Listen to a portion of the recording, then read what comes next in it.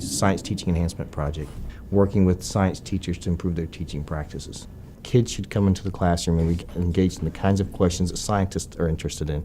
They're not scientific, heavy on vocabulary, but they're real-world questions, and it's in answering those questions that you learn the content that you're targeting to begin with. So rather than say to you at the beginning of class, today we're going to learn about photosynthesis, and lose you from the very beginning as a learner, you might show up in class and I might ask you a silly question like, what would happen if I put a plant in a jar and sealed it up?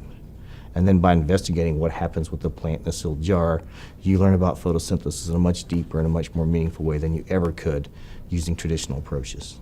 A scientist never showed up and said, that's density. A scientist showed up and saw something, one log floating higher in the water than the other, and said, what in the world is going on?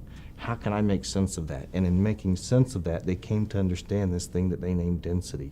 That's what we're trying to get kids to do, that right there, is to basically say, how can I be engaged in those kinds of questions as a way to learn at a deeper, more meaningful level.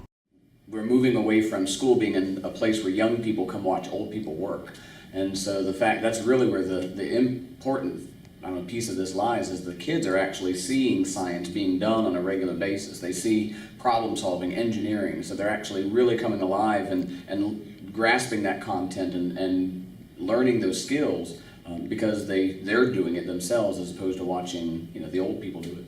We want to help teachers to use these practices in their classrooms so that students get excited about science. They're not just reading out of a book or they're not copying notes from the overhead. We want students to be doing science and engaged in science so they get excited about science so that potentially in the future they might either want to be a scientist themselves or they'll be more literate about science topics and be able to make good decisions in the future.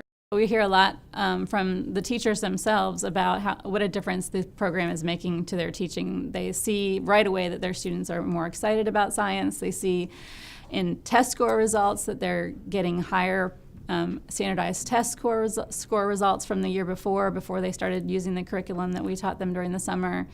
And if the teachers are happier, the student scores are higher than the principals, then we hear from the principals and they see that it's making a real difference in student learning. I've now got away from just students taking notes and reading, so it's more than just reading. They actually now get to create models.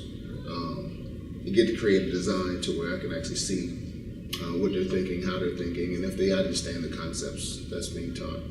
So traditionally when a science teacher gets involved in professional development, he or she goes off in the summer, learns something, and then they go back to their community, and it's up to them to figure out how to do whatever they've learned with kids.